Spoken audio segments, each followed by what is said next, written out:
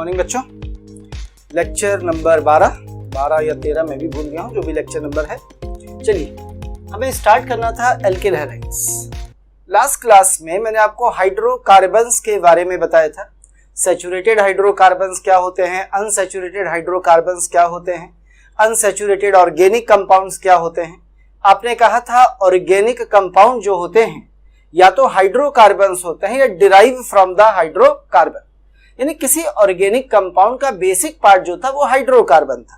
तो हमने कहा था यदि हाइड्रोकार्बन सैचुरेटेड है तो उससे बना हुआ ऑर्गेनिक कंपाउंड सैचुरेटेड होगा। यदि हाइड्रोकार्बन पार्ट अनसैचुरेटेड है तो उससे बना हुआ organic compound will be unsaturated. मैंने कार्बोक्सिलिक एसिड पढ़ाए थे, मोनोकार्बोक्सिलिक एसिड्स पढ़ाए थे, उनके नाम सिखाया था कि एक कार्बन को फॉर्म, 2 को एसिड, 3 को प्रोपियोन, 4 को ब्यूटाइल, 5 को वेलेर क्यों कहते हैं, रीजंस दिए थे। मैंने आपको ओम्स गैप बताया था डाई कार्बोक्सिलिक एसिड का। आइए उसी सीरीज में थोड़ा सा आगे बढ़ते हैं और आज खत्म करते हैं अपने इंट्रोडक्शन को एल्किल हैलाइड्स पर बढ़ के। आइए what is alkyl halide. Alkyl का मतलब आप जान ही चुके हैं क्या होता है, आर एल्काइल ग्रुप, और हैलाइड का मतलब होता है कोई भी हेलोजन ले लीजिए एक्स। ये जो एक्स है यहाँ फ्लोरीन हो सकती है, क्लोरीन हो सकती है, ब्रोमीन हो सकती है या आयोडीन भी ले सकते हैं। इनमें से किसी को भी आप इन प्लेस ऑफ एक्स इस्तेमाल कर सकते हैं। तो ये होते हैं एल्काइल हैलाइड्स। ये जो एल्काइल हैलाइड्स हैं ये कैसे बनते हैं और कैसे क्लासिफाई होते हैं जरा समझिएगा। सबसे पहले नंबर पर हम यहाँ पर जिस चीज को लेने जा रहे हैं वो एक हाइड्रोकार्बन है, जो मैंने क्या ले ली है, एल्केन। अब मैं क्या करता हूं देखिएगा, इस एल्केन में से एक हाइड्रोजन को माइनस करता हूं और इसकी जगह कोई भी एक हेलोजन लगा देता हूं। तो जो कुछ यहां पर बनता है उसे बोलते हैं मोनो हैलाइड या mono halogen derivative of alkanes. तो क्या बन जाते हैं, मोनो हैलाइड्स बन जाते हैं। यदि यहीं पर मैं एक की जगह बेटा सपोज करिए 2 हाइड्रोजन्स हटा दूं और 2 हाइड्रोजन हटा के 2 हेलोजन्स लगा दूं तो यहीं पर आपको जो मिलते हैं उन्हें कह देते हैं डाई हैलाइड्स या इन्हें कहते हैं डाई हेलोजन डेरिवेटिव्स। मान लीजिए आप और थोड़ा सा आगे बढ़ना चाहते हैं, आप कहते हैं कि सर हम यहां से 3 हटा देते हैं, यानी मैंने 3 हाइड्रोजन्स हटा दिए और इसकी जगह 3 हेलोजन्स लगा दिए, तो यहां पे आपको क्या मिल जाएगा बेटा, you will get a try halide.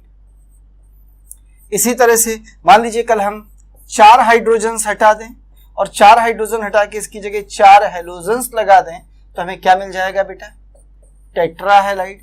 इसी तरह से हटाइए, लगाते जाइए हेलोजन्स, आपको क्या मिलते जाएंगे, पॉली हैलाइड्स। पॉली हैलाइड मतलब जिसमें ढेर सारे हेलोजन्स प्रेजेंट होते हैं। तो ये होते हैं एल्किल हैलाइड्स या इन्हीं को बोलते हैं हेलोजन डेरिवेटिव ऑफ एल्केन्स। आइए मैं इनको एक एक करके देखना चाहता हूं। पहले मोनो हैलाइड कौन सा इन्हें देखूंगा, डाई हैलाइड्स के बारे में हमें ज्यादा पढ़ना नहीं है। ट्राई हैलाइड्स में क्लोरोफॉर्म आयोडोफॉर्म आपके सिलेबस में होता है, आप पढ़ते हैं। टेट्राक्लोराइड में थोड़ा सा CCl4 के बारे में पढ़ेंगे। बाकी मेन हमारे सिलेबस में जो होते हैं वो होते हैं मोनो हैलाइड या मोनो हेलोजन डेरिवेटिव्स। आइए हम एक एक से मिलना चाहते हैं, तो शुरुआत करते हैं कहां से, मोनो हैलाइड से। सबसे पहले बात करते हैं किसकी, मोनो हैलाइड्स की।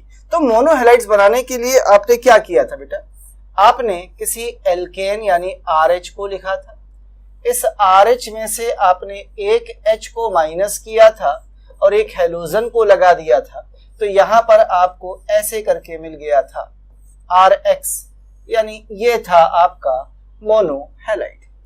अब ये जो मोनो हैलाइड्स हैं ये फर्दर 3 पार्ट्स में क्लासीफाई किए जाते हैं। जरा इनके क्लासिफिकेशन का थोड़ा सा तरीका सीखिए कि इसे कैसे क्लासिफाई करते हैं। यहां से आप जिस एटम को हटा रहे हैं वो कौन है, हाइड्रोजन। ये हाइड्रोजन 3 तरह की होती है। इस हाइड्रोजन को आप हटा रहे हैं, यदि ये हाइड्रोजन कैसी है, प्राइमरी हाइड्रोजन, तो ऐसी कंडीशन में जो हैलाइड आपको मिलेगा वो होगा हमेशा प्राइमरी हैलाइड, यानी जो RH होगा वो कैसा होगा, 1 डिग्री हैलाइड या प्राइमरी हैलाइड। यदि आप यहां से सेकेंडरी हाइड्रोजन को हटा रहे हैं तो आपको जो हैलाइड मिलेगा उस हैलाइड को आप बोलेंगे बेटा वो सेकेंडरी हैलाइड होगा। यदि आप यहां से टर्शरी हाइड्रोजन को हटा रहे हैं तो जो हैलाइड आपको मिलेगा आप बोलेंगे कि वो हैलाइड कैसा होगा, 3 डिग्री हैलाइड या टर्शरी हैलाइड होगा। इसी तरीके से मैं दूसरे पॉइंट पर आता हूं, समझिएगा। ये तो पहला तरीका है प्राइमरी सेकेंडरी टर्शरी बताने का। दूसरा, on the basis of R, इस आर के बेसिस पर भी हम बता सकते हैं। कैसे बता सकते हैं? कहता है इफ, यदि जो आपका आर है इज, यदि आपका ये आर कैसा है, प्राइमरी है। चलिए मैं इसको नीचे से लिख देता हूं। कहते हैं इफ आर इज, यदि ये जो आपने आर लिखा है ये आर कैसा है, इज प्राइमरी, ये प्राइमरी है, तो आपका जो एल्किल हैलाइड बनेगा वो कैसा एल्किल हैलाइड होगा, प्राइमरी एल्किल हैलाइड। यदि आपका जो आर है यही सेकेंडरी है तो आपका जो एल्किल हैलाइड बनेगा वो होगा सेकेंडरी एल्किल हैलाइड। और यदि आर टर्शरी है तो जो बनेगा उसे आप बोलेंगे that will be your tertiary alkyl halide. यानी आपके जो प्राइमरी सेकेंडरी या टर्शरी हैलाइड हैं, आप इन्हें चाहें तो इस हाइड्रोजन के रिप्लेसमेंट से देख सकते हैं कि जो हाइड्रोजन हम हटा रहे हैं वो कैसी है। और यदि आपको हाइड्रोजन हटती हुई नहीं दिख रही है, सीधे हैलाइड लिखा है, तो आप इस आर को चेक करिए कि ये आर प्राइमरी है, सेकेंडरी है या टर्शरी है। अब याद है ना प्राइमरी आर कैसे बनते थे, जिसकी फ्री वैलेंसी यानी जहां पर क्या जोड़ना है, हेलोजन, वो कार्बन यदि प्राइमरी है तो उसे कहेंगे प्राइमरी हैलाइड। और ये हमेशा एंडेड होते थे, याद करिए किस पर, CH2। जो सेकेंडरी हैलाइड है उसमें कार्बन 2 कार्बन से जुड़ा होता था और वो हमेशा सेकेंडरी एल्काइल एंडेड होते थे CH पर, जबकि टर्शरी एल्काइल में कार्बन से 3 कार्बन जुड़े होते थे और ये हमेशा बेटा एंडेड हुआ करते थे C पर। तो यदि आपको ये याद है तो इनकी मदद से आप आसानी से क्लासीफाई कर सकते हैं primary, secondary and tertiary halide को। आइए फिर से क्लासीफाई करने की कोशिश करते हैं, थोड़ा सा समझने की कोशिश करते हैं वन बाय वन। तो हमारे पास यहां पर क्या है, एक एल्किल हैलाइड है। मैं इस एल्किल हैलाइड को 3 कैटेगरीज में डिवाइड कर रहा हूं बेटा। कौन कौन सी 3 कैटेगरीज हैं? सबसे पहली जिसे आपने बोला है प्राइमरी हैलाइड्स, हमेशा याद रखिएगा जिस कार्बन पे हेलोजन जोड़ रहे हैं वो प्राइमरी होना चाहिए। दूसरी कैटेगरी में आइए, दूसरी कैटेगरी आपकी है जिसे आप बोलेंगे सेकेंडरी हैलाइड्स, यानी जिस कार्बन पर आप हेलोजन जोड़ेंगे वो कार्बन सेकेंडरी होना चाहिए। And the third and last category will be, जो सबसे लास्ट कैटेगरी है उसे हम बोलेंगे 3 डिग्री हैलाइड्स या टर्शरी हैलाइड्स। टर्शरी हैलाइड में हेलोजन जिस कार्बन से जुड़ा होगा वो टर्शरी होना चाहिए। चलिए एक एक करके सबको देखना शुरू करते हैं। तो आइए शुरुआत करते हैं, कहां से बेटा, प्राइमरी से। बताइए यदि प्राइमरी है तो मैंने आपको सिखाया था कि प्राइमरी हमेशा एंडेड होता है CH2 पर और इस पे क्या जोड़ दिया, हेलोजन। अब बताइए इस कार्बन को यदि आप प्राइमरी बनाना चाहते हैं तो इसका एक बॉन्ड केवल किससे जोड़ दीजिए, कार्बन यानी R से। तो जहां आपका CH2X इतना ग्रुप होगा, यानी इस कार्बन को ध्यान से देखिए कैसा है, 1 डिग्री प्राइमरी होगा, उसे कहेंगे प्राइमरी एल्किल हैलाइड। अब R की जो चाहे वैल्यू रख दीजिए, जैसे यदि मैंने R की जगह मैथिल रखा तो क्या मुझे CH3 CH2 Br लगा देता हूं X की जगह। एथिल ब्रोमाइड मिला, तो एथिल ब्रोमाइड में देखिए क्या है, CH2Br, इसका मतलब ये कैसा हैलाइड है, प्राइमरी। इसी तरह से बेटा जब हम सेकेंडरी की बात करेंगे तो सेकेंडरी का एंड पॉइंट क्या था, याद है, CH। इस पर मैंने एक हेलोजन जोड़ दिया। अब कितने बॉन्ड बचे थे, 2, याद है ना, 2 लिखा है तो 2 वैलेंसी। और इन दोनों बॉन्ड्स पर हम क्या लगाएंगे बेटा, एल्काइल ग्रुप्स। अब बताइए ये कार्बन कितने कार्बन से जुड़ गया, 2 से, तो क्या ये कार्बन सेकेंडरी हो गया, जी हाँ। यदि ये कार्बन सेकेंडरी हो गया तो इस हैलाइड को बोलेंगे सेकेंडरी हैलाइड। यहां भी R की वैल्यू रख देता हूं, सपोज मैथिल ही रखा तो CH3 CH3 CH, मैंने यहां Cl लगा दिया। तो ये कैसा क्लोराइड है बेटा, सेकेंडरी क्लोराइड। ध्यान से देखिए एंडेड किस पर है, CHCl पर। जिस कार्बन पर Cl जुड़ा है उस कार्बन को देखिए वो सेकेंडरी नजर आएगा, तो ये सेकेंडरी हैलाइड हो गया। बिल्कुल इसी तरह से बेटा जब हम टर्शरी बनाते थे तो टर्शरी कार्बन एंडेड था C पर और यहां मैंने हेलोजन जोड़ दिया और 3 बॉन्ड्स पे कार्बन जोड़ने के लिए एक R यहां जोड़ा, एक यहां जोड़ा, एक यहां जोड़ा। तो जहां केवल CX होगा, कार्बन से कोई हाइड्रोजन नहीं जुड़ा, ये कार्बन टर्शरी है, तो ये हैलाइड कहलाएगा, टर्शरी हैलाइड। R की जगह CH3 लगाइए, पहला, दूसरा, तीसरा, और देख पूछ रहा है ये ब्रोमाइड कैसा है, तो आप कहेंगे टर्शरी ब्रोमाइड। तो इसका नाम है टर्शरी ब्यूटाइल ब्रोमाइड, इसका नाम है सेकेंडरी प्रोपाइल या आइसोप्रोपाइल क्लोराइड, इसका नाम है एथिल ब्रोमाइड। हमेशा ये देखिए जो मैंने डिब्बे में लिखा है CBr, ये वो कार्बन देखिए जिससे हैलोजन जुड़ा है, वो प्राइमरी है, सेकेंडरी है या टर्शरी है। आइए और एक एग्जाम्पल लेके समझाता हूं थोड़ा सा मैं आपको। जैसे सपोज करिए उसने आपसे ऐसे क्वेश्चन पूछा कि C2H5 का होल थ्राइस CH2Br, बताइए कैसा हैलाइड है, प्राइमरी, सेकेंडरी या टर्शरी? तो Br जिस कार्बन से जुड़ा है केवल उसे देखिए, बताइए क्या CH2Br है?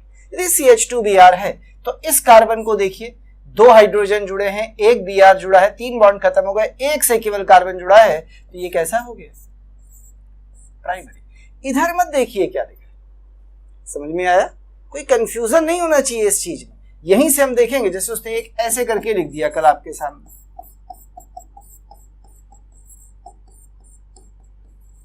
और यहां Cl लगा दिया, पूछे बताइए कैसा क्लोराइड है। पहला काम ये करिए जिससे जुड़ा है उतना देखिए, बाकी मत देखिए। क्या है? CH का मतलब सेकेंडरी। देखिए वैसे कैसे देखोगे, एक बॉन्ड पे H जुड़ा है, एक पे Cl, 2 खत्म हो गए, कितने बचे? 2, एक इधर कार्बन से, एक इधर कार्बन से, कैसा हो गया? सेकेंडरी। तो ऐसे पहचान करेंगे कि आपका एल्किल हैलाइड, जैसे आपने मोनोहैलाइड बोला है, वो प्राइमरी है, सेकेंडरी है या टर्शरी। तो ये था सबसे पहला जिसे आपने बोला मोनोहैलाइड्स। आइए मोनोहैलाइड्स के बाद बात करते हैं अगले की, जिसे हम बोलते हैं डाईहैलाइड्स। क्या बोलते हैं बेटा? It is called dihalides. आइए डाईहैलाइड कैसे बनाएंगे? यहां पे हमारे पास एज यूजुअल जैसे अभी सीख रहे थे, सबसे पहले क्या है, कोई एल्केन है, इस एल्केन से मैंने 2 H हटाए हैं, इसकी जगह 2 हेलोजन्स लगाए हैं, और दोनों हेलोजन याद रखिएगा कैसे हैं? सिमिलर, यानी सेम हेलोजन्स हैं दोनों, डिफरेंट नहीं लेने हैं आपको। तो यहां जो कुछ मिलेगा उसे बोलेंगे DH। DH का मतलब डाईहैलाइड। अभी जो डाईहैलाइड बने ये 3 तरह के होते हैं। सबसे पहला जिसे बोलते हैं विसिनल या विस डाईहैलाइड, दूसरा होता है जिसे बोलते हैं जेमिनल या जेम डाईहैलाइड, और सबसे लास्ट में तीसरे नंबर पर एक आता है जिसे बोलते हैं आइसोलेटेड डाईहैलाइड। तो 3 तरह के हैं, एक विस, एक जेम, एक आइसोलेटेड, एक एक से मिलते हैं। What is vicinal? विसिनल का मतलब होता है एडजेसेंट, अड़ोस पड़ोस। तो कहते हैं ऐसे डाईहैलाइड जिसमें 2 हेलोजन्स अड़ोस पड़ोस के कार्बन पर जुड़े होते हैं, ऐसे। याद रखिए दोनों हेलोजन कैसे होने चाहिए? सेम। कहां होने चाहिए? ऑन एडजेसेंट कार्बन्स, अड़ोस पड़ोस वाले कार्बन्स पर। तो इसे बोला जाता है विस डाईहैलाइड। लीजिए कार्बन के 4 बॉन्ड्स बना दिए। यदि पूछा जाए इसका नाम क्या होता है तो इनको लिखा जाता है हमेशा ऐसे, जितने कार्बन हैं उन्हें लिखिए, उसके बाद ईन लिखेंगे, एल्काइलीन डाईहैलाइड, ऐसे इनके नाम लिखे जाते हैं। सर ईन क्यों लगाया? डबल बॉन्ड तो है नहीं, क्यों लगाया ये भी सिखाऊंगा। एक्चुअली डबल बॉन्ड तोड़ के ही मैंने 2 हेलोजन्स यहाँ पर लगाए, ऐसा कहा जाता है। तो इसका नाम हमेशा लिखते हैं इट इज एल्काइलीन डाईहैलाइड। दूसरे पर आ जाइए जिसे आप कहते हैं gem. What is gem dihalides? तो जेम डाईहैलाइड्स के लिए वो क्या कह रहा है सुनिएगा। जेम का मतलब होता है सेम, यानी एक ही पर। यदि एक ही कार्बन पर 2 सेम हेलोजन्स ऐसे जुड़े, 2 हेलोजन्स हैं, दोनों कैसे होने चाहिए बेटा? सेम। और किस पर होने चाहिए? ऑन सेम कार्बन, यानी एक ही कार्बन पे दोनों जमे हों, एक ही पर जम जाएं तो जेम, और अलग अलग जाएं तो विस। क्या बात समझ में आई है बेटा? इसका जब आप नाम लिखेंगे तो इसका नाम लिखने का जो तरीका है वो तरीका कुछ ऐसा होता है बेटा। इसका नाम लिखने के लिए इसमें भी सबसे पहले एल्काइल लिखते हैं और उसके बाद लगाते हैं एल्काइलीडीन। क्या लिखते हैं? एल्काइलीडीन हैलाइड। यहां डाई नहीं लगाया जाता, एल्काइलीडीन हैलाइड, इसे कहते हैं जेम। अब बचा आइसोलेटेड। आइसोलेटेड का मतलब है कि एक तो अड़ोस पड़ोस में ना लगा हो और सेम पर ना लगा हो, बाकी दूर दूर यदि हेलोजन्स लगे हों, अड़ोस पड़ोस में ना हो और एक ही पर ना हो, तो इसे बोल देते हैं आइसोलेटेड डाइहैलाइड्स। इनके बारे में हमें कुछ खास डिस्कशंस नहीं करने। आइए इनसे मिलते हैं और इनके बारे में थोड़ा सा जानने की कोशिश करते हैं कुछ एग्जाम्पल्स के साथ। चलिए, I am going to take few example here. तो मैं जरा इसे हटा देता हूं। आइए और कुछ एग्जाम्पल्स दिखाता हूं आपको इन दोनों। तो शुरू करते हैं। पहला एग्जाम्पल, उसने बोला है CH2 सिंगल बॉन्ड CH2, एक Cl यहाँ, एक Cl यहाँ। कहते हैं नाम बताइए। तो कितने कार्बन से? 2 कार्बन। 2 को क्या लिखोगे? एथ। सही है। फिर क्या लगाओगे बेटा? YL। और फिर क्या लगाओगे? इथाइलीन। और 2 हैं तो डाई क्लोराइड। क्या ये विस हुआ? जी हाँ, बिल्कुल। इसी तरह से मान लीजिए मैं एक जेम देखना चाहता हूं, तो जरा बताइए कैसे बनाएंगे। ये रहा CH3 CH, एक Cl, 2 Cl।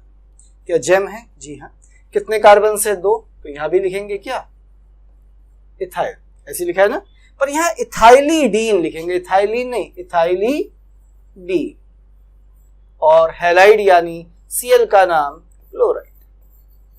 तो क्या नाम होगा बेटा? इथाइलीडीन क्लोराइड, ये इसका नाम है। ऐसे यदि मैं आपसे पूछूं कि आप इसका नाम बता सकते हैं? जस्ट लुक हियर, 2 Cl हैं। अब बताइए, क्या सेकंड कार्बन पर CH3 की साइड चेन है? तो क्या मैं इसे आइसो बोलूंगा?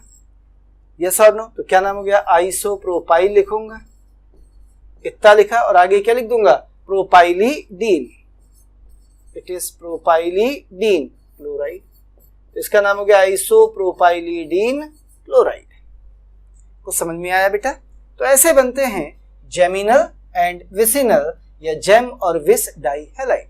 इसके लिए एक बड़ी खास ज्ञान की बात है, वो मैं आपको सिखा देता हूं। चलिए इसको भी जरा सीखा जाए। एक बार देख लीजिए, फिर मैं हटाऊं। ठीक है बेटा? चलिए आइए, कहते हैं इंपॉर्टेंट टिप, ज्ञान की बात। कहते हैं vicinal die iodide never exist, यानी अड़ोस पड़ोस पर 2 आयोडीन कभी भी नहीं जुड़ सकते। यदि आप फ्रेशर बच्चे हैं तो रीजन सुनिए, due to large size of I. और यदि आप रिपीटर के साथ फ्रेशर के साथ रिपीटर हैं, तो रिपीटर्स बच्चे जानते हैं कि साइज के अलावा एक चीज और भी होती है, और वो होती है गुड लीविंग एबिलिटी। यानी I माइनस या I एक बहुत अच्छा लीविंग ग्रुप होता है। लीविंग मतलब छोड़ने वाला ग्रुप होता है, किसी चीज को आसानी से छोड़ सकता है। ठीक, लेकिन आप लार्ज साइज से देखेंगे इसे। आइए समझने की कोशिश करते हैं। CH2 CH2, एक I यहां, एक I यहां। कहते हैं the size of I is very large and बल्कि, बड़ा साइज होता है इसका और इसका। यदि इनके साइज बड़े हैं तो ये एक दूसरे को हिंडर्ड करते, टकराते हैं स्पेस में, और जब टकराते हैं, रिपेल करते हैं, तो रिपल्सन से एनर्जी बढ़ती है। एनर्जी बढ़ने से ये बॉन्ड टूट जाता है, और जैसे ही ये बॉन्ड टूटता है, ये आयोडीन निकल के बाहर आ जाता है, और आयोडीन के निकलते ही आपको मिल जाता है, लीजिए, plus iodine. This one is the reaction. इसीलिए हम बोलते हैं एथिलीन से आयोडीन अलग बना तो इसका नाम होता है एथिलीन डाइआयोडाइड। कहते सर और कोई क्यों नहीं निकलता? आइए इमेजिन करिए, सोचिए, क्या आपने क्रिकेट देखा है? सभी ने देखा होगा। ऐसे करके 3 स्टंप्स लगे होते हैं, ध्यान है ना, ऊपर बेल्स लगी होती है। इन स्टंप्स के बीच की एक फिक्स डिस्टेंस होती है, यदि आपको याद हो तो। ऐसा नहीं कि मैंने बॉल फेंकी तो इनके बीच से निकल जाएगी, नहीं। यदि बॉल इनके बीच में आएगी तो इनको हिट करेगी, स्टंप्स को हमेशा टकराएगी, इनसे निकल नहीं पाएगी, यानी इतना पास पास। अब यदि मैं आपसे ये कहूं कि ये आपके 3 स्टंप्स हैं, फिर से देख लीजिए, ये लगे हुए हैं स्टंप्स। यदि मैं कहूं कि मैंने इन स्टंप पे यहाँ पर एक छोटी सी टेनिस बॉल रखी, पहले स्टंप यहाँ पर, एक यहाँ रखी, एक यहाँ रखी, टेनिस बॉल है छोटी छोटी सी। तो जरा बताइए ये जो टेनिस बॉल्स होती हैं, सोच के बताइए, ये जो टेनिस बॉल होती है छोटी होती है तो स्टंप के ऊपर आसानी से रुक जाएंगी या नहीं? बताइए, यस और नो, रुकेंगी या नहीं? आराम से रुकेंगी। यदि यहाँ पर टेनिस बॉल्स आराम से रुक रही हैं इन प्लेसेस पर तो कोई दिक्कत नहीं है क्योंकि साइज छोटा है। यदि मैं टेनिस बॉल्स की जगह इन्हीं स्टंप पर क्रिकेट की बॉल्स रखूं जिससे क्रिकेट खेला जाता है तो क्या ये आएंगी? हाँ, ये भी आ जाएंगी। आपको लग रहा है नहीं आएंगी? तो सेकंड फ्लैट इसमें स्टंप रखे हो फ्लैट में या थर्ड फ्लैट में, वहां पर स्टंप ले आना। एक मैं आपको स्टंप से दिखाता हूं मंगा के कि स्टंप पे क्या खास होती है, लेकिन तब तक आप ऐसे ही समझिए इसको। तो क्रिकेट की बॉल भी रख जाएंगी, कोई दिक्कत नहीं हुई क्योंकि साइज बड़ा तो हुआ पर बहुत बड़ा नहीं हुआ। यदि मैं आपसे सवाल पूछूं कि इन 3 स्टंप पर 3 फुटबॉल रखनी हो तो क्या आप रख पाएंगे? बिल्कुल नहीं। साइज बड़ा है, एक पे फुटबॉल रखोगे वो 2 स्टंप को कवर कर लेगी, तीसरे पे रखोगे गिर जाएगी। तो बड़ा साइज होने के कारण 3 फुटबॉल नहीं रख सकते आप, लेकिन ये बॉल्स रख सकते हैं। अब कुछ बच्चों को फील आ रहा होगा कि ये तो समझ में आया, छोटी सी टेबल टेनिस बॉल आपने रख दी, और ये जो क्रिकेट की बॉल है ये 3 कैसे रख सकते हैं? थोड़ा आपको डाउटफुल लग रहा है। मैं आपको स्टंप में 2 मिनट में दिखाऊंगा इसे, लेकिन फिलहाल याद रखने वाली जो बात है उसकी बात कर लेते हैं। इनको हटा देता हूं। याद रखने वाली बात यह है कि कभी भी याद रखिए, हमेशा अड़ोस पड़ोस एडजेसेंट कार्बन्स पर 2 आयोडाइड कभी भी सरवाइव नहीं कर सकते, कभी भी एग्जिस्ट नहीं कर सकते, याद रखिए। और ये हमेशा याद रखिए कि अड़ोस पड़ोस में एग्जिस्ट नहीं करेंगे। पर पूछे क्या एक कार्बन पर 2 आई एग्जिस्ट कर सकते हैं? तो हाँ, और उसके एग्जिस्ट करने का रीजन होता है क्योंकि इसके जो बॉन्ड्स होते हैं टेट्राहेड्रली अरेंज, ये बहुत दूर दूर होते हैं। यहाँ आप आराम से 3 आई लगाइए, 4 लगाइए, कोई परेशानी वाली बात नहीं। क्या बात समझ में आई है? तो हमेशा याद रखिए, फिर से बोल रहा हूं, अड़ोस पड़ोस वाले कार्बन्स पर कभी भी 2 आयोडाइड सरवाइव नहीं करेंगे क्योंकि लार्ज साइज होता है इनका और अच्छे लीविंग ग्रुप होते हैं, आराम से लीव कर जाते हैं, आराम से हट जाते हैं, इन्हें हटने में कहीं कोई दिक्कत नहीं होती। तो ये था थोड़ा सा किसके बारे में बेटा? डाइहैलाइड्स के बारे में। स्टंप आ रहा होगा तो मैं आपको दिखा दूंगा, समझा दूंगा। फिलहाल हम आगे बढ़ जाते हैं और डाइहैलाइड्स के बाद अपन बात कर लेते हैं जरा थोड़ी सी ट्राइहैलाइड्स की। देखिए, ट्राइहैलाइड जिसमें 3 हैलोजन्स, इसका मतलब यह है कि हम 3 H हटाएंगे और 3 हैलोजन लगाएंगे। मैंने एक एल्केन ली है CH4 और इसमें से 3 H हटा दिए हैं और 3 X लगा दिए हैं। तो बताइए, 3 H हट गया तो 1 बचा और 3 हैलोजन लग गए तो CHX3। नाम सुना होगा आपने, it is called hello form. क्या कहते हैं इसे? Hello form. जैसे यदि मैं X की जगह Cl लगा दूं तो क्या नाम है बेटा? क्लोरोफॉर्म। इसी तरह से मैं Br लगा दूं, ब्रोमोफॉर्म। इसी तरह से मैं I लगा दूं, व्हाट इज कॉल्ड आयोडोफॉर्म। ये इनके नाम हो गए सबके। इनके यूज होते हैं क्लोरोफॉर्म, येलो कलर का, लाइट येलो कलर का ऑयली लिक्विड होता है, एनेस्थेटिक की तरह इस्तेमाल किया जाता है, बेहोशी की दवा ऐसे बोल सकता हूं, लोकल एनेस्थेटिक की तरह इस्तेमाल किया जाता है। आयोडोफॉर्म डार्क येलो कलर का सॉलिड होता है, एंटीसेप्टिक की तरह इस्तेमाल किया जाता है इसे आयोडोफॉर्म को। तो इनके यूजेस होते हैं, आपको इनके बारे में काफी कुछ पढ़ना है, ढेर सारी आपको रिएक्शंस भी पढ़ के देखनी। आइए जरा मैं आपको स्टंप से मिलाता हूं, यदि आपको दिखे। देखिए, ये 3 स्टंप्स नजर आ रहे हैं ना, इनके बीच की डिस्टेंस। अब मैं इनको आपको फ्रंट से दिखाता हूं, ऐसे ही करके। दिख रहे हैं 3 स्टंप्स आपको? काफी पास आ गए होंगे आपके। अब यदि मैं इन स्टंप पे बॉल्स रखना चाहूं 3, कौन सी बॉल? क्रिकेट वाली। तो आइए देखिए, मैं रख के दिखाता हूं। ये 3 स्टंप्स हैं, 3 बॉल्स उठा देना बेटे, बस ये उठा दो, 3 पड़ी हैं एक साथ जुड़ी हुई। हाँ, ये, थैंक यू। देखिएगा, मैं इनको रख के दिखा रहा हूं। ये पहली बॉल दिख रही है? क्लियर? अब देखिए कितनी गैप बचा हुआ है। तो इस वाले पे दूसरी आराम से आएगी और तीसरी इस पे आ जाएगी। बड़ी बॉल है जिससे क्रिकेट खेलते हैं उस टाइप की, आ जाएंगी ना। पर यदि मैं इन पे फुटबॉल रखूं 3, एक फुटबॉल भी दिखा देता हूं। जैसे एक फुटबॉल मैंने ये रखी, पिचकी हुई है, तो देखो एक फुटबॉल ने 2 स्टंप कवर कर लिए, तो 3 फुटबॉल कैसे रख पाऊंगा? मेरे पास है और भी फुटबॉल, आइए मैं रख के दिखाता हूँ। एक फुटबॉल वो रखी है रेड कलर की, वो भी रख के कोशिश करता हूँ। शायद आपको थोड़ा दिखे, रुक नहीं रह पाएगी, जा भाई, चल ऐसे रोक लेता हूँ, आ जाओ। देखिए ये दो, यदि मैं उससे को फुटबॉल छोड़ दो बेटा, देखो गिर गई ना, नहीं रुकी। क्यों नहीं रुकी? क्योंकि जगह स्पेस नहीं है। यदि मैं 3 बॉल्स यहाँ रखना चाहता तो 3 छोटी बॉल्स यहाँ पे आसानी से सेट हो जाती। इसी तरह से होता है कि 2 कार्बन्स के बीच की फिक्स डिस्टेंस होती है तो उन पर छोटी बॉल तो रुक जाती है, थोड़ी बड़ी रुक जाती है, पर बहुत बड़ी बॉल नहीं रुक पाती। इसीलिए अड़ोस पड़ोस वाले कार्बन पर आयोडीन एग्जिस्ट नहीं कर पाते। हमेशा इस बात को याद रखिए। चलिए, ये थे आपके ट्राई हेलोजन डेरिवेटिव्स या ट्राई हेलाइड, जिन्हें आप हेलो फॉर्म्स कह रहे थे। इसी तरह से एक होता है टेट्रा हेलाइड, उसके बारे में और जान लीजिए थोड़ा सा। What is here? Tetra halide. हमें केवल एक के बारे में पढ़ना है, वो है CCl4, जिसका नाम है कार्बन टेट्राक्लोराइड, कार्बन टेट्राक्लोराइड, या कुछ लोग इसे पायरीन कहते हैं। पायरीन का मतलब है पायरो, पायरो का मतलब समझते हैं टेम्परेचर, आग, फायर। तो कहते हैं ये फायर एक्सटिंग्विशर होता है, फायर एक्सटिंग्विशर। फायर एक्सटिंग्विशर का मतलब आग बुझाने वाला, यानी इसे इस्तेमाल किया जाता है किस काम के लिए? आग बुझाने के लिए। सो कॉल्ड फायर एक्सटिंग्विशर, इसीलिए इसको बोला जाता है पायरीन। क्या बोला जाता है? पायरीन। तो ये थे एल्किल हैलाइड्स। आइए एल्किल हैलाइड के बाद बस एक लास्ट क्लास और कंपाउंड से मिलाने जा रहा हूं। ये क्लास ऑफ कंपाउंड्स है एमाइंस या एमीन्स।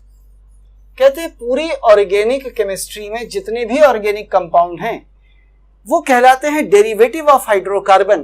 केवल यही एक ऐसा कंपाउंड है जो हाइड्रोकार्बन का डेरिवेटिव नहीं कहलाता। ये होते हैं बेसिकली डेरिवेटिव ऑफ अमोनिया। और किसके डेरिवेटिव? अमोनिया के एल्किल डेरिवेटिव्स। क्या बोलते हैं इन्हें? Alkyl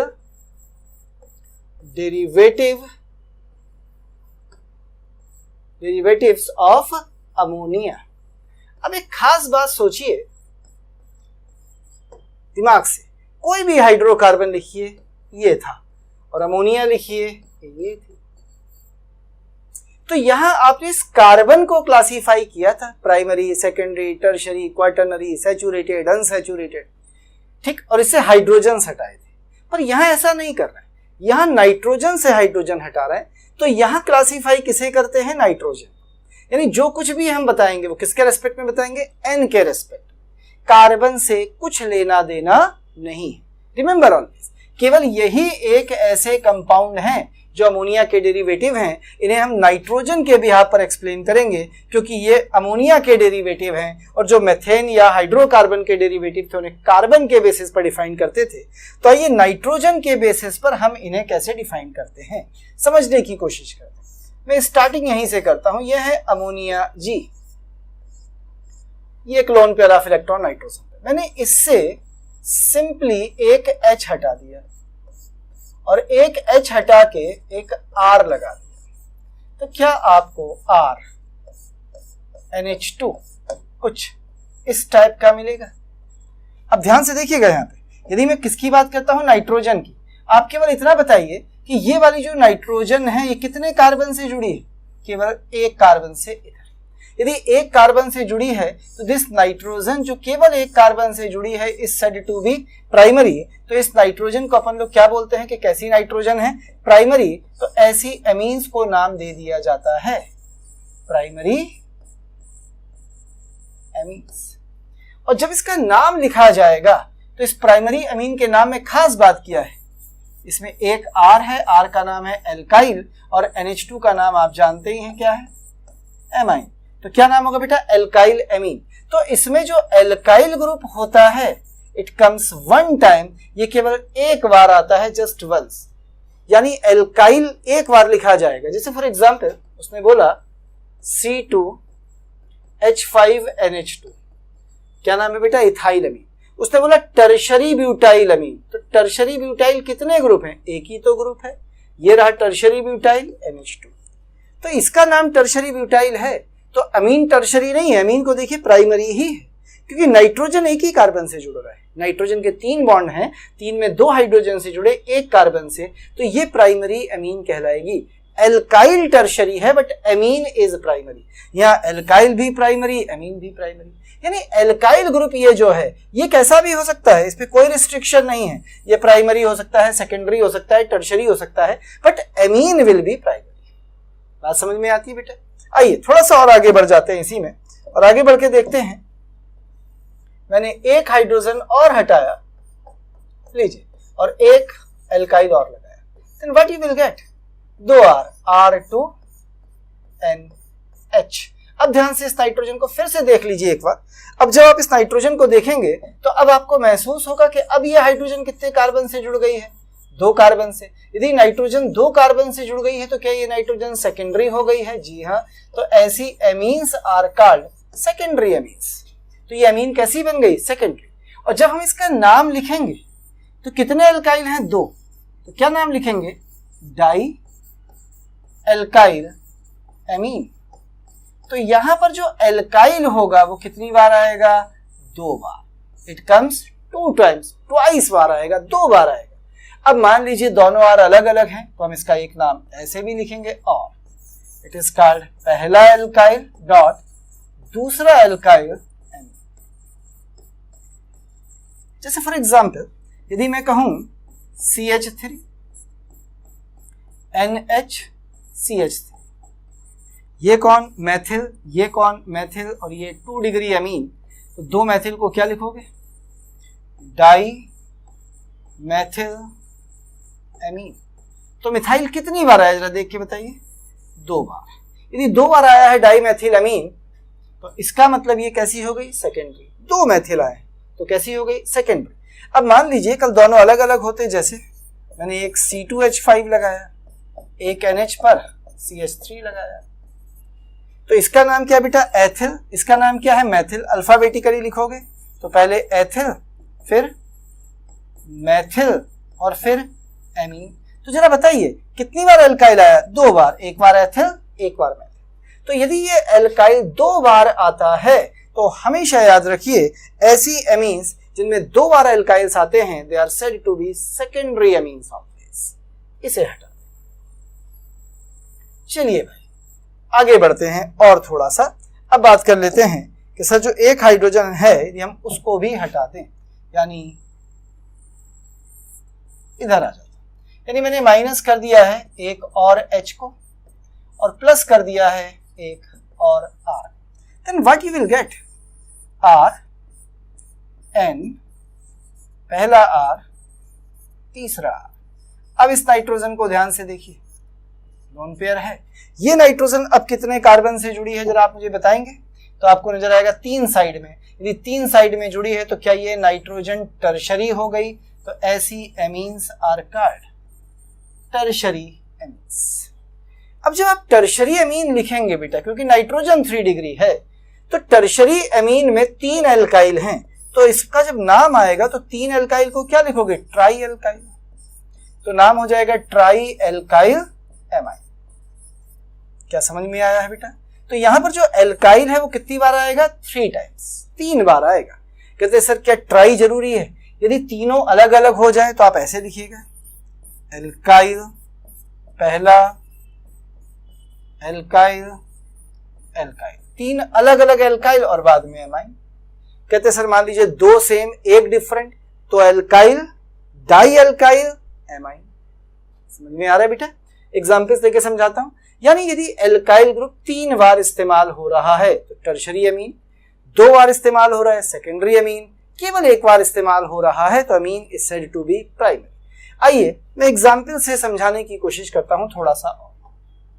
take some example. जैसे उसने कहा CH3 N CH3 CH3, नाम बताइए। तीनों सेम है तो आपने नाम बोला it is tri methyl amine. पक्का? अब मैंने देखिए क्या किया, एक एथिल लगा दिया, चलेगा N, और 2 मैथिल रहने दिए। तो इसका नाम बताइए। तो इसका नाम क्या हो गया बेटा? इट इज इथाइल, और 2 मिथाइल हैं तो dimethyl, it is ethyl dimethyl amine. Clear है? एक मिथाइल और हटा दो, C2H5 NCH3 और इसकी जगह मैंने लगा दिया C3H7 यानी प्रोपाइल। अब करा नाम बताइए। तो सबसे पहले इथाइल, मिथाइल, प्रोपाइल, तो क्या नाम लिखोगे?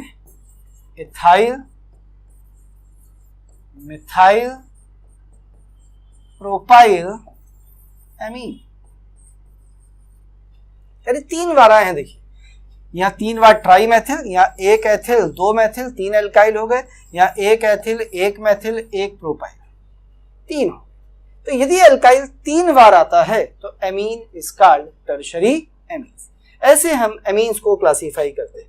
तो याद रखिए अमीन्स ऐसे कंपाउंड्स होते हैं जो उस डेफिनेशन को फॉलो नहीं करते जिसे आपने बोला था कि organic compound are derivative of hydrocarbons, ये डेरिवेटिव ऑफ अमोनिया होते हैं।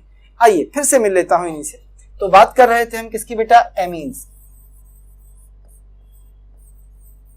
एमीन्स थोड़ा सा मिलते हैं वन बाय वन। सबसे पहले नंबर पर आइए, Fg का मतलब है फंक्शनल ग्रुप।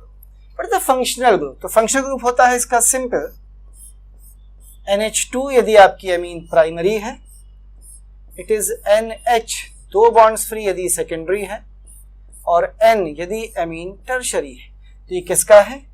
प्राइमरी एमीन का। ये किसका है? सेकेंडरी एमीन का। और ये किसका है? Tertiary amine.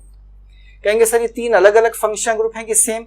3 अलग अलग ग्रुप हैं बेटा। सेम फंक्शनल ग्रुप होते तो 3 बार क्यों लिखते? फिर आ जाइए बात करते हैं GF यानी जनरल फॉर्मूले। बहुत आसान है, RNH2। R का जनरल फॉर्मूला आपको पता है, ये क्या होता है? CN 2N+1 और NH2। अब मैं इन हाइड्रोजन्स को भी यहीं ले आऊं तो CN H2N+1 में 2 हाइड्रोजन और जुड़ गए, 3 हो गया N। तो ये कहलाता है जनरल फॉर्मूला किसका? एमीन्स। आइए इसके जरा जनरल रिप्रेजेंटेशंस देखना चाहता हूं कि इसकी जनरल रिप्रेजेंटेशन कैसे होंगे। अब देखिए कितना आसान। मैंने एक R लिया, फंक्शनल ग्रुप पे लगा दिया, ये बन गई प्राइमरी एमीन। मैंने फंक्शनल ग्रुप लिया, 2 R लगा दिए, ये बन गई सेकेंडरी एमीन। मैंने फंक्शनल ग्रुप लिया, 3 R लगा दिए, ये बन गई टर्शरी एमीन। कहते सर जनरल फार्मूला तीनों का एक ही है। बिल्कुल हाँ। और फंक्शनल ग्रुप तीनों के अलग अलग है। बिल्कुल अलग अलग है भाई, आपके सामने है। कहते सर क्या किसी जनरल सेम फार्मूले से तीनों बन जाएंगे? हमेशा तीनों ही बनेंगे। आइए मैं बना के दिखाता हूं आपको, देखिए कैसे। सपोज करिए मैंने N की वैल्यू ली 3, तो C3H9N। ये तरीका सीखिएगा। यदि प्राइमरी बनानी है तो ग्रुप कौन सा है? NH2। ठीक। सेकेंडरी बनानी है तो ग्रुप कौन सा है? NH 2 bond free. और टर्शरी बनानी है तो ग्रुप कौन सा है? N 3 bond free. अब आपके पास कार्बन कितने हैं? 3, तो तीनों कार्बन एक साथ यहां जोड़ दीजिए, बन गई प्रोपाइल अमीन। अब आप पे 3 कार्बन हैं, 2 जगह बांट दीजिए। मैंने इधर दे दिए 2 कार्बन्स, इधर दे दिया 1 कार्बन, सेकेंडरी बन गई। 3 कार्बन 3 जगह बांटिए तो 1 यहां, 1 यहां, और 1 का एल्काइल होता है मिथाइल। सबके फार्मूले में काउंट करके देखिए, सबका फार्मूला आएगा C3H9। ये प्राइमरी अमीन, ये सेकेंडरी अमीन, और ये टर्शरी अमीन। तो सारी अमीन्स इसी से क्लासीफाई हो जाती हैं। तो ये कंपाउंड्स हैं जो कहलाते हैं एमीन्स। एक छोटी सी बात इस एमीन्स में मैं और बता देता हूं आपको। हालांकि पीछे हाइब्रिडाइजेशन में मैंने आपको सिखाया है कि यदि ये आपके पास RNH2 है और आपसे पूछा जाता है कि बताइए हाइब्रिडाइजेशन क्या होगा, तो रिमेंबर ऑलवेज इसका हाइब्रिडाइजेशन होगा sp3 माइनस पाई बॉन्ड, और पाई बॉन्ड इसके पास एक भी नहीं है, तो हाइब्रिडाइजेशन होगा sp3। लेकिन याद रखिए यदि ये वाला लोन पेयर कहीं किसी डबल बॉन्ड के साथ कॉन्जुगेशन में आ गया तो मैंने कहा था कि यही हाइब्रिडाइजेशन बन जाएगा sp2। कब? when lone pair of electron is in conjugation of double bond, या d ऑर्बिटल के साथ कॉन्जुगेशन में आया तब भी हो जाएगा sp2। d ऑर्बिटल्स के केसेस को केमिकल बॉन्डिंग में सीखेंगे या केवल डबल बॉन्ड से देखेंगे, और यदि ऐसा नहीं है तो क्या होगा sp3। जैसे फॉर एग्जांपल उसने क्वेश्चन पूछा CH2 double bond, CH single bond NH2। अब देखिए ये लोन पेयर इसके साथ कॉन्जुगेशन में है, तो lone pair single bond double bond, तो ऐसी कंडीशन में हाइब्रिडाइजेशन होगा sp2, और यहीं पर यदि डबल बॉन्ड ना होता ऐसे करके लिखा होता, और अब वो आपसे क्वेश्चन पूछता अब हाइब्रिडाइजेशन बताइए, तो अब हाइब्रिडाइजेशन इसका हो जाता है sp3। यानी ये थोड़ा सा चेक करिएगा कि इसके साथ यहाँ कहीं कॉन्जुगेशन में डबल बॉन्ड तो नहीं। यदि कॉन्जुगेशन में डबल बॉन्ड है then hybridisation will be sp2, otherwise it will be sp3 always. लीजिए ये थे एमीन्स। हमने कंपाउंड्स पढ़े, बहुत सारे बाकी हैं, एल्कोहल्स बाकी हैं, एल्डिहाइड कीटोन्स बाकी, पर उन्हें हम IUPAC नेमिंग में सीखेंगे। लीजिए ये था बेसिक इंट्रोडक्शन, और इसे खत्म करता हूं एक छोटी सी चीज के साथ। ये रहा ऑर्गेनिक कंपाउंड। कहते हैं बेसिक स्तर पे देखे जाएं तो ये दो तरह के कंपाउंड्स होते हैं। एक जिसे अपन कहते हैं ओपन चेन या साइक्लिक, यानी जिसमें कोई रिंग या साइकिल प्रेजेंट नहीं है, और दूसरे नंबर पर रिंग्ड या साइक्लिक ऑर्गेनिक कंपाउंड जिसमें रिंग्स या साइकिल्स पाई जाती। यदि ओपन चेन की बात करें, एसाइक्लिक जिसमें रिंग नहीं है, तो ये दो कैटेगरीज में डिवाइड होते हैं। पहली category is called saturated organic compounds, another category is called unsaturated organic compound. यदि कार्बन कार्बन के बीच सारे बॉन्ड सिंगल है तो आप कहते हैं सैचुरेटेड होगा, और कहीं कार्बन कार्बन के बीच डबल या कार्बन कार्बन के बीच ट्रिपल बॉन्ड आ गया तो आप कहेंगे आपका organic compound will be unsaturated. हमेशा याद रखिएगा इसमें जो सैचुरेटेड या अनसैचुरेटेड हैं वो कार्बन कार्बन के बॉन्ड से डिफाइंड होते हैं, किसी और बॉन्ड से नहीं। जैसे यदि वो पूछे, मैंने आपको एग्जाम्पल सिखाए हैं इस तरह के कि CH3C ट्रिपल बॉन्ड अनसैचुरेटेड है कि अनसैचुरेटेड, तो ये सैचुरेटेड है। क्यों? क्योंकि कार्बन और कार्बन के बीच का बॉन्ड सिंगल है। जो ट्रिपल बॉन्ड है वो किसके बीच है? Carbon nitrogen. तो हमें कार्बन नाइट्रोजन नहीं देखना, हमें कार्बन और कार्बन के बीच का बॉन्ड देखना है। ये हमेशा याद रखिएगा बेटा कि जब भी हमें सैचुरेटेड या अनसैचुरेटेड डिफाइन करना है तो हम किससे डिफाइन करेंगे? Carbon carbon bonds. अब जरा इस पर आ जाइए जिसे आप कह रहे हैं साइक्लिक। ये जो साइक्लिक है ये दो कैटेगरीज में फिर से डिवाइड किया जाता है। वो दो कैटेगरीज कौन कौन सी हैं इससे मिलिए। एक जिसे बोलते हैं कार्बोसाइक्लिक, या इसी का दूसरा नाम होता है होमोसाइक्लिक। कार्बोसाइक्लिक या होमोसाइक्लिक वो कंपाउंड्स हैं जिसमें पूरी की पूरी जो रिंग बनी है वो कार्बन्स की बनी, होल रिंग, पूरी ring, whole ring is made up of carbons only, केवल कार्बन्स। तो उसे कैसा बोल देंगे? कार्बोसाइक्लिक या होमोसाइक्लिक। जैसे फॉर एग्जांपल यदि मैं बेंजीन बना के दिखाऊं आपको, ये रहे, तो क्या बेंजीन पूरी कार्बन की बनी है? तो इसलिए हम बेंजीन को कैसा बोलेंगे? होमोसाइक्लिक या कार्बोसाइक्लिक। साइक्लोब्यूटेन, साइक्लोपेंटेन, साइक्लोहेक्सेन, ये सब कार्बोसाइक्लिक है। यानी रिंग्स किसकी बनी है? कार्बन्स की, और किसी एटम की रिंग्स नहीं बनी।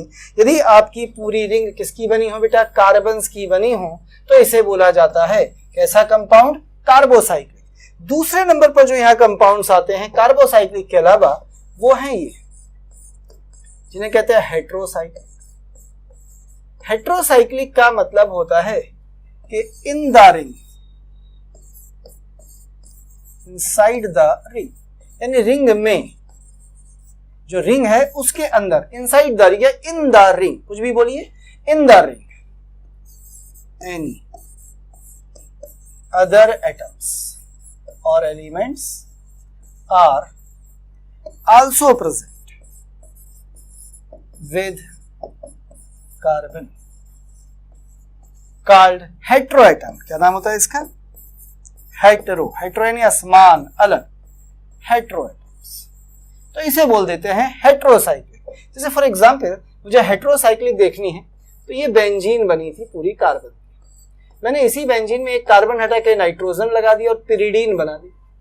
तो देखिए रिंग में 1 2 3 4 5 कार्बन और इसी रिंग के अंदर ये नाइट्रोजन आ गई।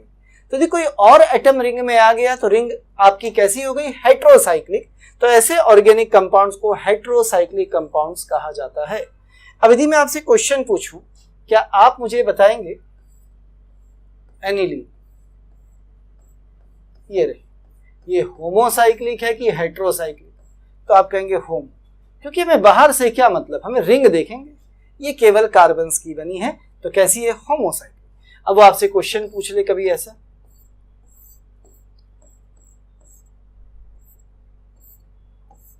कि बताइए कितने हेटेरोएटम प्रेजेंट हैं? तो 1। यहां पर भी एन लगा दे, पूछे कितने हेटेरोएटम प्रेजेंट हैं? 2।